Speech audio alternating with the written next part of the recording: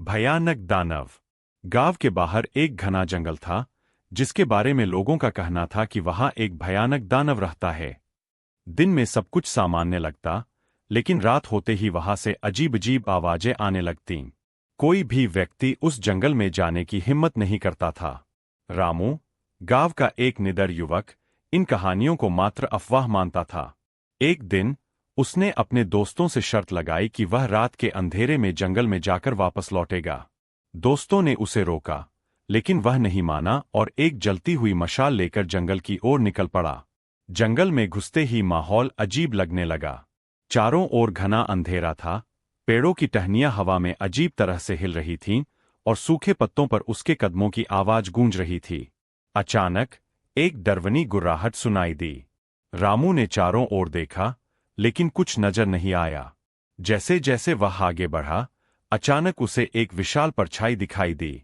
उसके पैरों के नीचे जमीन हिलने लगी और उसके सामने एक डरावना दानव प्रकट हुआ। उसकी लाल चमकती आंखें, बड़े बड़े नुकीले दांत और विशालकाय शरीर देखकर रामू के होश उड़ गए। दानव की भारी आवाज गूंजी, तू यहां क्यों आया है, मनुष्य? रामू का शरीर कांपने लगा, लेकिन उसने हिम्मत जुटाकर कहा, मैं सिर्फ यह जानने आया था कि तुम सच में हो या नहीं। दानव ने जोर से अट्टहास किया और कहा, अब जब तुमने मुझे देख लिया है, तो जिंदा नहीं लौट पाओगे। रामू ने तेजी से भागने की कोशिश की, लेकिन जंगल की जमीन उसके पैरों में जकड़ने लगी। दानव उसकी ओर बढ़ रहा था, उसकी लंबी भयानक उंगलियां रामू को पकड़ने वाली थीं। तभी रामू को अपनी जेब में रखा भगवान का ताबीज याद आया। उसने तुरंत ताबीज निकालकर दानव की ओर कर दिया। ताबीज की रोशनी चमकी और दानव चीखते हुए पीछे हटने लगा। उसकी त्वचा जलने लगी और देखते ही देखते वह राख में बदल गया। जंगल अचानक शांत हो गया। रामू ने राहत की सांस ली और भागकर गांव लौट आया। सुबह जब उसने गांव वालों को यह बात बताई, तो सब चकित रह गए। तब से उस जंगल में कोई डरावनी आवाज नहीं सुनी गई और वह शापित स्थान एक सामान्य जंगल में बदल गया। गांव के लोग रामू की बहादुरी के लिए उसकी पूजा करने लगे, लेकिन कहते हैं, उस राख के ढेर से कभी कभी धीमी फुसफुसाहट सुनाई देती है, मानो दानव फिर से लौटने की तैयारी कर रहा हो। गांव में सब कुछ सामान्य हो गया था। लोग अब बेखौफ जंगल के आसपास जाने लगे थे। रामू का नाम पूरे गांव में बहादुरी की मिसाल बन गया था। लेकिन वह खुद अजीब अजीब सपने देखने लगा था। हर रात उसे ऐसा लगता कि कोई उसे पुकार रहा है। कोई परछाई उसके पास आकर फुसफुसाती है, मैं वापस आऊंगा, मैं वापस आऊंगा।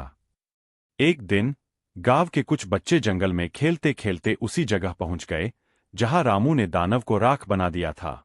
वहां राख का ढेर अब भी पड़ा था, लेकिन अब वह राख धीरे धीरे इकट्ठी हो रही थी, जैसे कोई उसे फिर से जोड़ रहा हो। अचानक एक बच्चे ने वहां पड़ा एक अजीब काला पत्थर उठाया। जैसे ही उसने उसे छुआ, पूरी जमीन हिल उठी। बच्चे घबराकर गांव की ओर भागे, लेकिन उनके पीछे से एक गहरी डरावनी हंसी गूंजने लगी। गांव में पहुंचते ही बच्चे चिल्लाने लगे, वो वापस आ गया, दानव वापस आ गया। पहले तो किसी ने उनकी बातों पर ध्यान नहीं दिया, लेकिन फिर अजीब घटनाएं होने लगीं। रात में घरों के दरवाजे अपने आप खुलने लगते, कहीं से गुर्राने की आवाजें आतीं और कई लोगों ने लाल चमकती आंखों को अंधेरे में चमकते देखा। रामू को समझ में आ गया कि दानव वापस आ गया है।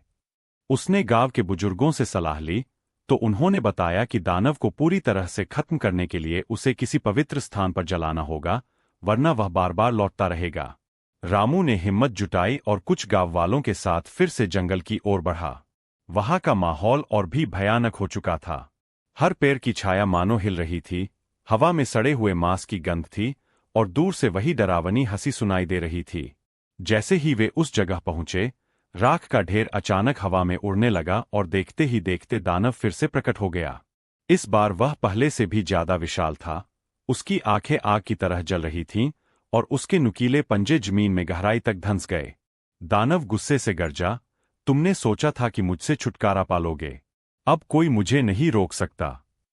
रामू और गांव वालों ने हनुमान चालीसा का पाठ शुरू किया, लेकिन इस बार दानव पर उसका कोई असर नहीं हुआ। दानव ने हवा में हाथ उठाया और पूरा जंगल हिलने लगा।